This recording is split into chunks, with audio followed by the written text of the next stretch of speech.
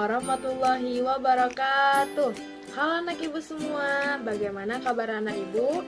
Semoga semua anak ibu dalam keadaan sehat ya.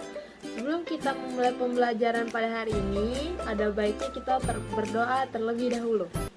Bismillahirrahmanirrahim. Raditu billahi robba wabil islami dina wabil muhammadin nabiyya wa rasulah. Rabbi zidni ilman warzuqni fahman. Amin. Baiklah anak-anak ibu, sebelum kita memulai pembelajaran pada hari ini, ibu ingin bertanya, materi apa yang kita bahas minggu lalu? Ya benar, minggu lalu kita membahas materi tentang peduli lingkungan. Anak-anak ibu, siapa yang tahu hari ini hari apa dan tanggal berapa?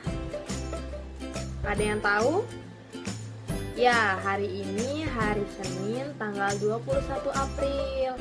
Ada yang tahu tanggal 21 April itu hari apa? Ya, 21 April itu adalah hari Kartini. Tujuan pembelajaran kita hari ini yaitu anak murid ibu dapat menceritakan sejarah Ibu Kartini. Ibu akan menjelaskan sejarah dari Ibu Kartini. Di akhir pembelajaran, Ibu akan menanyakan pertanyaan dari materi yang Ibu jelaskan. Baiklah, mari kita mulai pembelajaran hari ini. Rajeng Aden Kartini atau R.A. Kartini adalah seorang yang memperjuangkan kesetaraan antara kaum wanita dan kaum pria. Beliau lahir pada tanggal 21 April 1879 dan selalu diperingati tiap tahunnya. Dan hari ini kita sedang memperingati hari lahirnya Ibu Kartini. Ia lahir di Jepara, Jawa Tengah. Ibu Kartini berasal dari keluarga Ningrat Jawa terpandang. Ayahnya Raden Mas Adipati Aryo Sosroningrat adalah Bupati Jepara dan masih punya garis keturunan dari Wangsa Mataram. Dikutip dari buku biografi pahlawan nasional R.A. Kartini pada tahun 2008, ibunya Kartini bernama M.A. Ngasira Putri dari Nyai Haji Siti Aminah dan Kiai Haji Madirono, seorang guru mengaji dan juga ulama.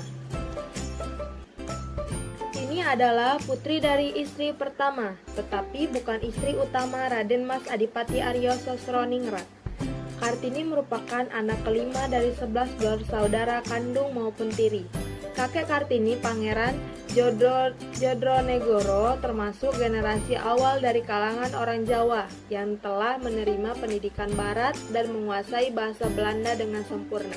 Dan kakeknya juga seorang pangeran dan keluarganya termasuk yang paling berpengaruh pada zaman itu. Meskipun Kartini berasal dari keluarga yang terpandang, ia masih memegang teguh tradisi termasuk mengenai peran perempuan dalam keluarga dan dalam kehidupan.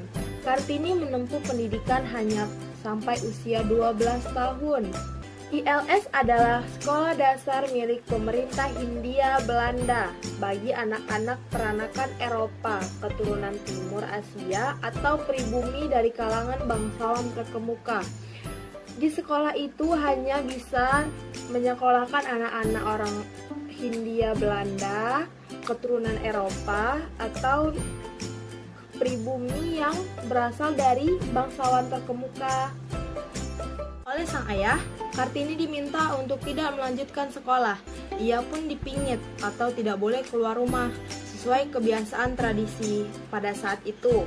Selama di rumah, Kartini mulai menulis surat kepada teman-temannya yang kebanyakan berasal dari Eropa yang surat-surat itu akhirnya diterjemahkan dan dijadikan buku oleh Armijin Pane, kenal dengan buku yang berjudul Habis Gelap Terbitlah Terang.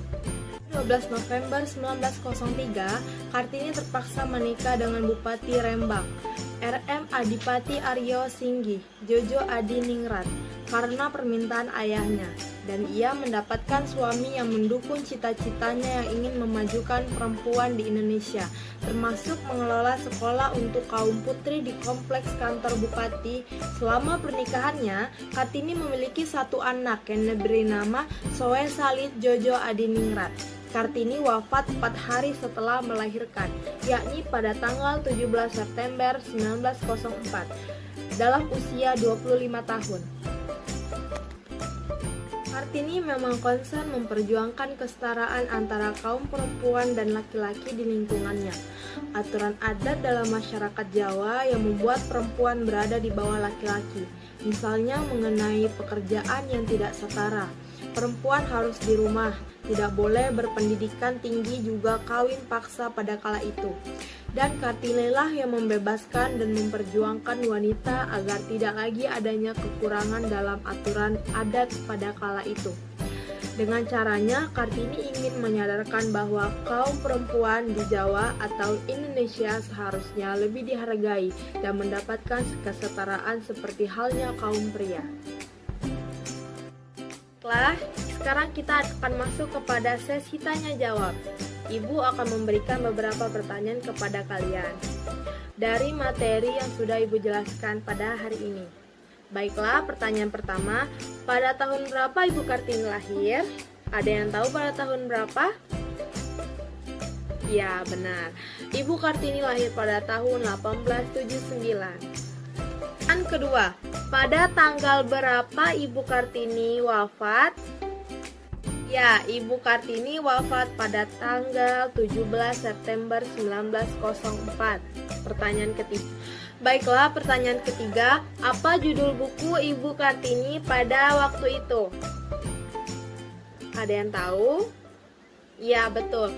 Judul buku Ibu Kartini pada waktu itu yaitu Habis Gelap Terbitlah Terang. Baiklah, sampai di sini mungkin Ibu harap anak-anak sudah bisa mengetahui dan menjelaskan sejarah Ibu Kartini. Ibu berharap anak-anak tidak lupa tanggal bersejarahnya Ibu Kartini, yaitu pada tanggal 21 April. Baiklah anak-anak, sampai di sini materi kita pada hari ini. Kurang dan lebihnya Ibu minta maaf. Wabillahi taufiq wal hidayah. Wassalamualaikum warahmatullahi wabarakatuh.